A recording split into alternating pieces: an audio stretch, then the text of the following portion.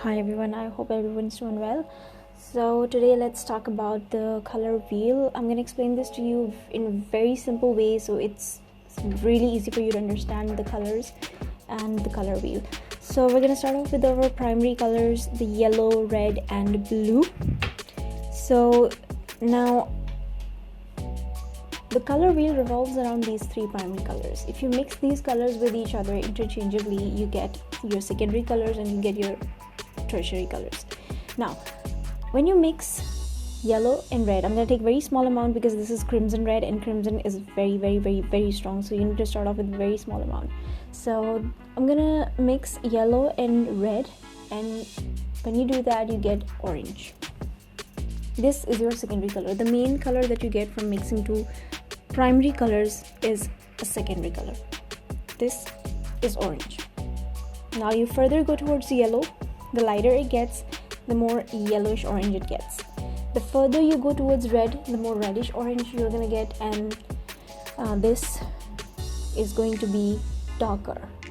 So in the middle you have orange, the main secondary color, and the further you go towards one color, it's darker or lighter.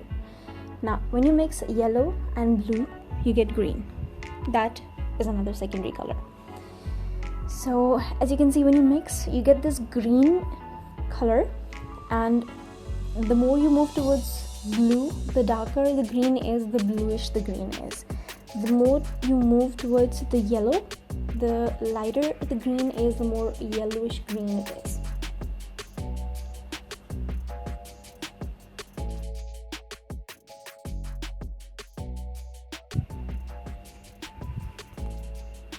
When you mix the red with the blue, you get a purple or a violet shade. That's another secondary color that you get when you mix blue with red. So again, the further you go towards red, the more warmer the reddish purple or violet color and lavender color that you get, and the more bluish it is, it's more bluish purple, more cool toned purple color. So sorry, I should have done this on a palette. Actually the paper is absorbing all the oil and the pigment. I'm so sorry about this, please bear with me. I'm just gonna add a little bit of white so it gets a little more clear what shades we're getting, because the crimson is actually very strong. I should have chose a more brighter red. Crimson is very strong. It's very strong and dark red paint. So I'll mix some more so you can it becomes more clear what shades you get. So see, you're getting this lavender violet kind of a shade when you mix these colors. Adding a little more blue so it's more bluish purple. Now I've marked the primary colors. So this red, blue and yellow, these are your primary colors. You cannot get primary colors by mixing anything. These are the primary colors, but you can get secondary colors by mixing the primary colors. So anything that's the main color, the orange, the green and the purple or the violet, these are the one in the center. These are your secondary colors. Now anything that is closer to your primary colors, it's easier to remember this way. Anything closer to your primary colors, these are your tertiary colors. So you have yellowish green or reddish orange, that's your tertiary color.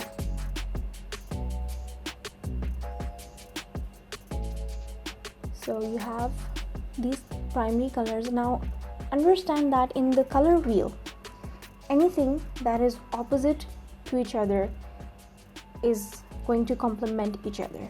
So the red complements green, blue and orange, they are opposite each other, they complement each other. Yellow and purple, they're opposite each other, they complement each other. They make a great combination. They are complementary colors. Anything that is up on the opposite side of the color wheel, those two colors are always complementary and they neutralize each other.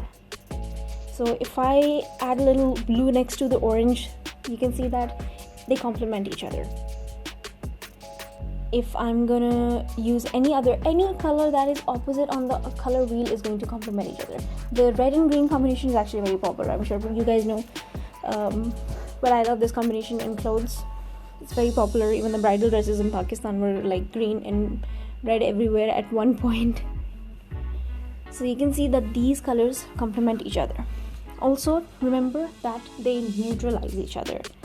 Now if you have a lot of brighter tones in your painting, like the red is really bright, you're gonna add a little green to it to neutralize it.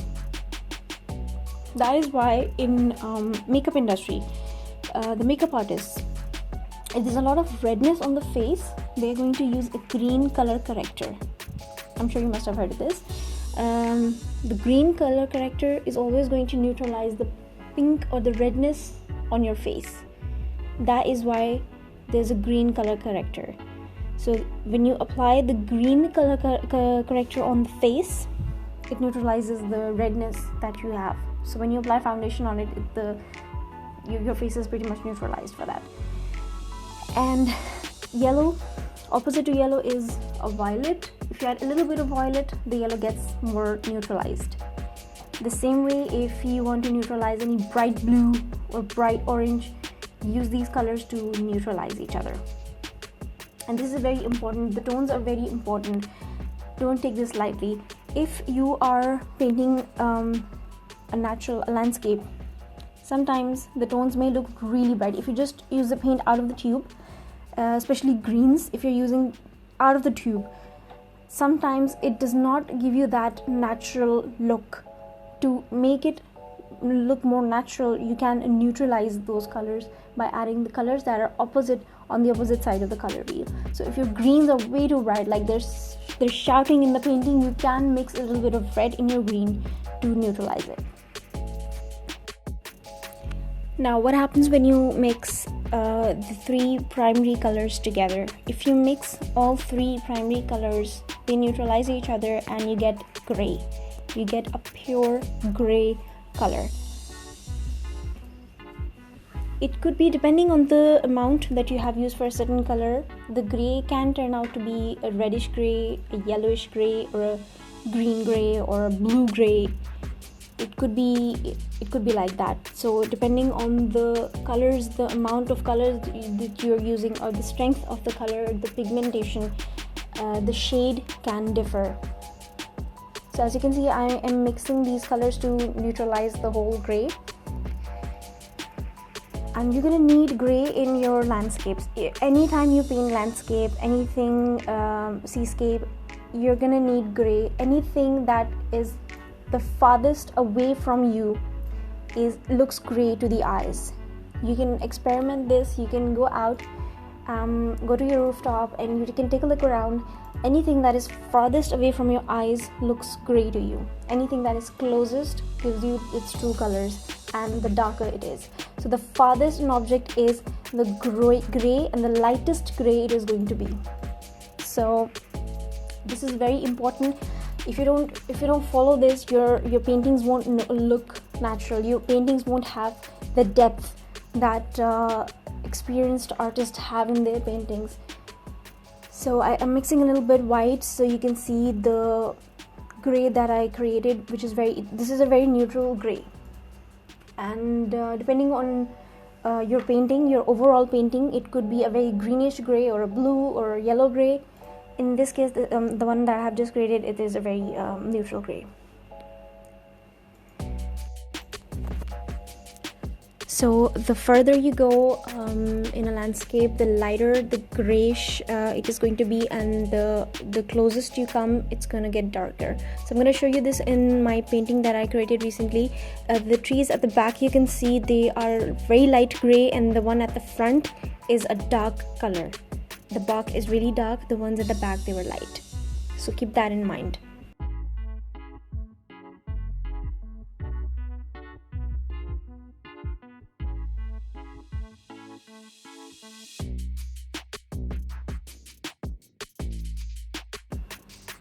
And let's just go back to the color wheel and go over it. So your primary colors, red, yellow, and blue.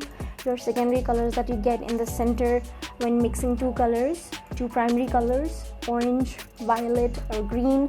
The colors opposite each other will always complement each other, and they are going to neutralize each other.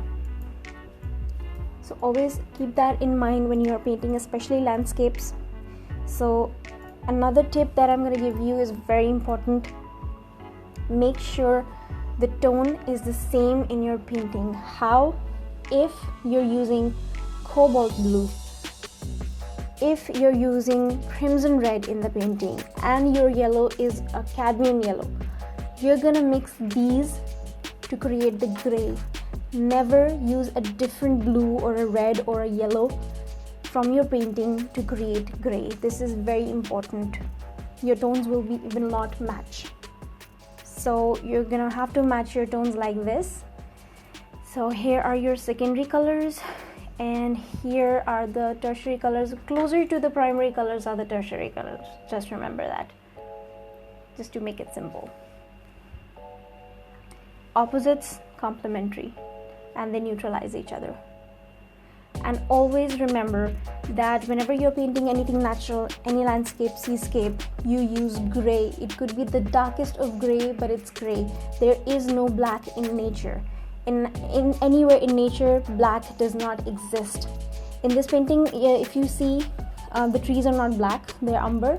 I never use black. I don't have any black paints. The only black paint I have is a black acrylic that I use to paint the borders of the canvases, or maybe some text or whatever, but I don't use black at all. Any experienced artist will always find out if you're using black in your landscapes or seascapes. It does not exist in nature. Don't do that.